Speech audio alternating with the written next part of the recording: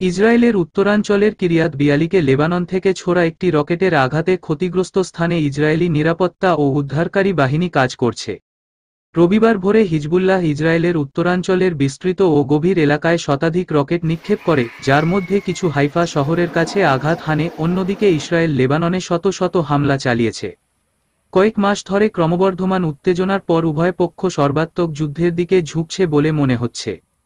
রাতভর চলা রকেট হামলায় ইসরায়েল জুড়ে বিমান হামলার সাইরেন বাজানো হয়, হাজার হাজার মানুষ আশ্রয়কেন্দ্রে ছুটে যায়। ইসরায়েলি সামরিক বাহিনী বলে এবারের হামলা বেসামরিক এলাকা লক্ষ্য করে করা হয়েছিল, যার ফলে উত্তেজনা বৃদ্ধির সম্ভাবনা সৃষ্টি হয়েছে। পূর্ববর্তী ব্যারেজগুলো মূলত সামরিক লক্ষ্যবস্তু লক্ষ্য করে হয়েছিল।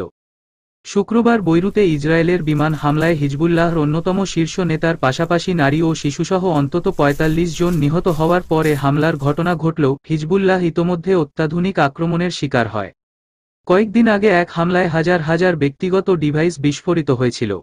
হাইফার নিকটবর্তী কিরিয়াত বিয়ালিকের একটি আবাসিক ভবনের কাছে একটি রকেট আঘাত হানে, এতে কমপক্ষে ৩ জন আহত হয় এবং ভবন ও গাড়িতে আগুন ধরে যায়। ইসরায়েলের ম্যাগেন ডেভিড অ্যাডম রেস্কিউ সার্ভিস জানায়, রকেটের টুকরো বা শ্র্যাপনেলের আঘাতে মোট ৪ জন আহত হয়েছেন। কিরিয়াত বিয়ালিকে রকেট আঘাত হানার শব্দ শোনার আগেই আবি ভাজানা তার স্ত্রী ও ৯ মাস বয়সী শিশুকে নিয়ে একটি আশ্রয়কেন্দ্রে ছুটে যান। এরপর তিনি বাইরে গিয়ে কেউ আহত হয়েছেন কিনা তা দেখেন।